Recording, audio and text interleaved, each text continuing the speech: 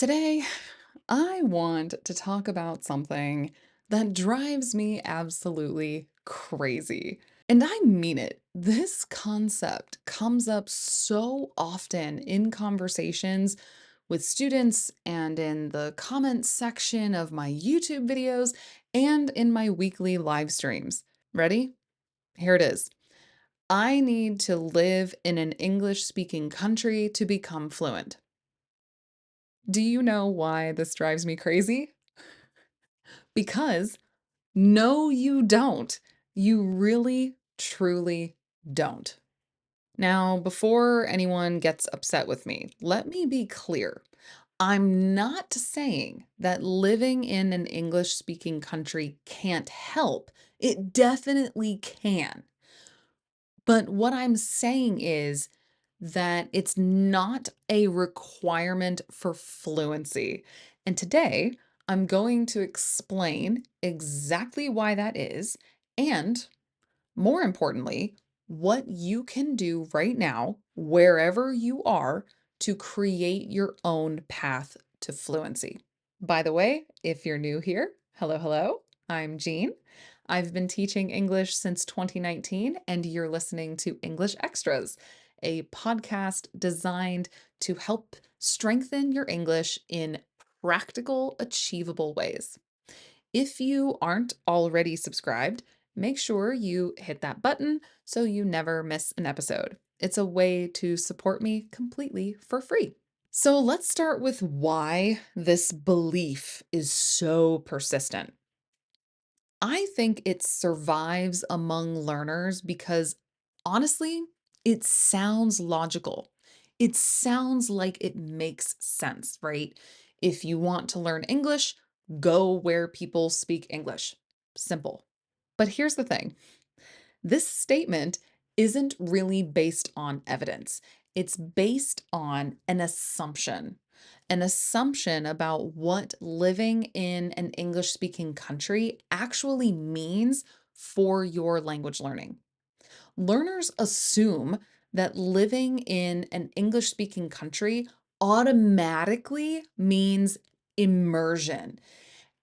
And that's where things get interesting because that assumption it's not always true. Let me explain what I mean. Many learners assume that if you live in, say, the United States or the UK or Australia, you're automatically immersed in English all day, every day. But the reality is often different. Living in an English speaking country gives you proximity to English, meaning you're physically near it, it's around you, but it does not guarantee that you will have more exposure than you could get from your own home using the internet. Think about it this way. Do you know how many students I have who are currently living in the United States? Students who have lived here for years. And guess what? Many of them are still not fluent. That's why they have conversation classes with me. How is that possible? Well, it's possible because it's actually quite easy to live in a non English bubble even when you're surrounded by English speakers. Let me give you some examples from my real life. In 2016, I went to Taiwan for 3.5 months. My goal was to improve my Mandarin Chinese. You might think, oh, I bet that was easy. You were in Taiwan. Spoiler alert, I didn't become fluent. Now, why didn't I become fluent? I was living in Taiwan. Mandarin was all around me. If the assumptions about immersion are correct, I should have picked it up naturally, right? But here's what actually happened. My roommate was from America. We had been classmates back home, and we decided to go to Taiwan together. And we spoke English to each other every single day. English. Then, because my Mandarin speaking was so bad at the beginning, I couldn't communicate with my classmates using Mandarin, so they would switch to English with me. Again, more English in my day. I didn't have any Taiwanese friends. The only time I really used Mandarin was in shops and restaurants. And of course, these were quick transactions that weren't deep or personal. The reason I made any progress at all in Mandarin was because I was studying intensively in class. We're talking 15 hours a week, and my classes were taught entirely in Mandarin. But outside of class, I wasn't using it very much. I lived in Taiwan for 3.5 months and created an English speaking bubble around myself without even meaning to. And this isn't just about language barriers, this can happen culturally too. When I went to the UK for 6 months, I became friends with other Americans during orientation. We became friends because we were all from the same country and we all wanted to travel, see the UK, and we ended up doing everything together. I talked to some of my British classmates, sure, but I never actually made British friends. 6 months in the UK, and my social circle was American. Now, you might be thinking, okay, Jean, but you already spoke English, so that's different. And you're right, it is different. But the point is the same. Just because you're in a place where a language is spoken doesn't mean you're actually engaging with it in meaningful ways. And that's the key word here, meaningful. Immersion isn't just being surrounded by a language, it's about meaningful contact with that language. We see this happening already in real time, in real life. Millions of people are already fluent in English without living in an English speaking country. For example, here's something that might surprise you. Did you know that the Netherlands has the highest percentage of conversationally fluent non-native English speakers in the world? 90 to 93% of Dutch people claim they can confidently have a conversation in English. Let that sink in for a second. The Netherlands, where English is not even an official language. So, how is this possible? How are Dutch people becoming so fluent in English without living in English speaking countries? There are multiple reasons, but I think the most interesting and important one is this: American and British media are not dubbed into Dutch. Think about what that means. From a young age, Dutch children are consuming English speaking media in English. They're watching American TV shows, British films, YouTube videos, all in the original English, not translated and dubbed into Dutch. That's exposure. That's contact with the language. And it's happening in the Netherlands, not in New York or London. This is proof, real, concrete proof, that you can become fluent in a non English speaking country. It's already happening. People are already doing it. So let's redefine what immersion actually is, because I think this is where a lot of confusion comes from.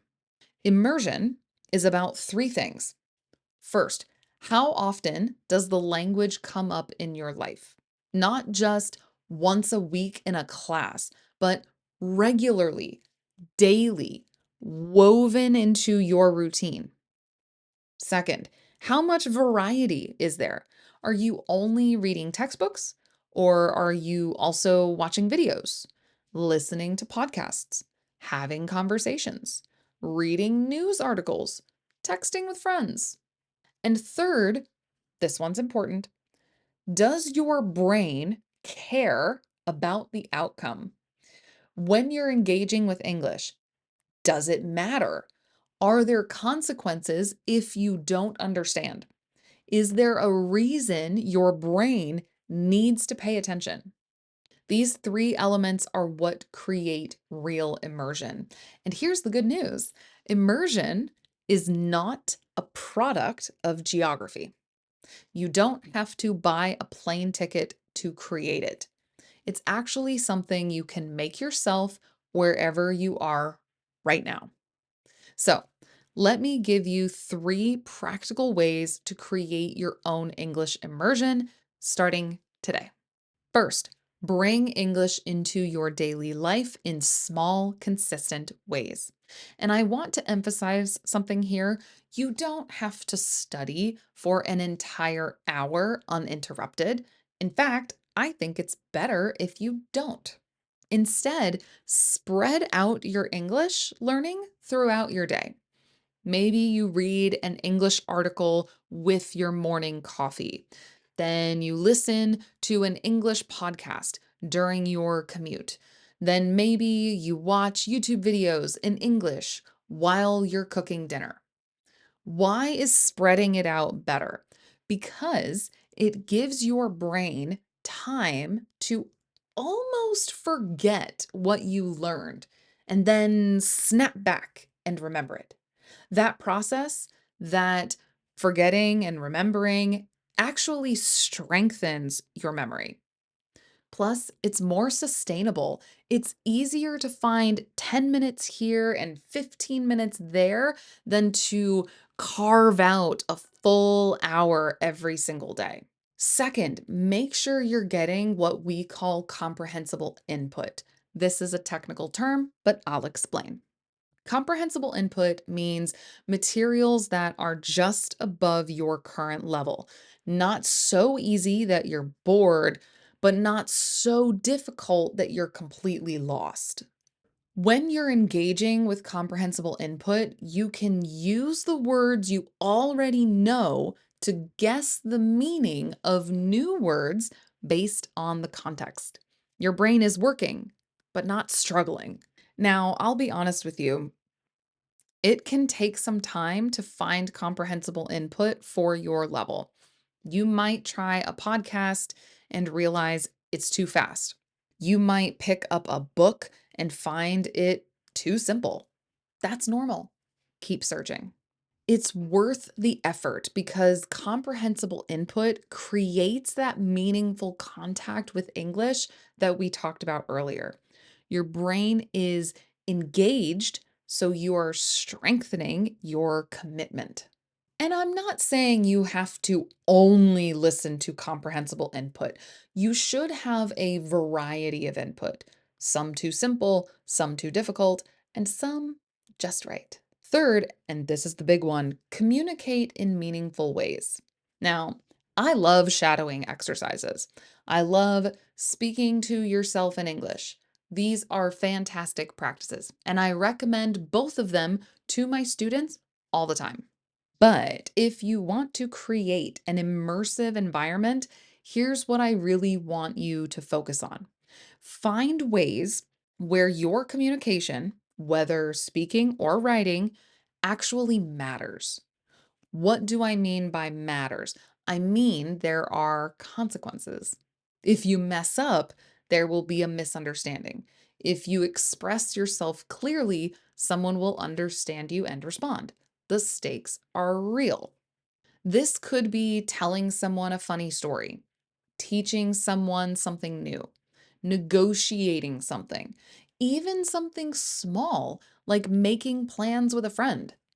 And by the way, you can do all of this through writing. It doesn't have to be speaking. Writing messages, commenting on forums, participating in online communities, all of this counts as meaningful communication.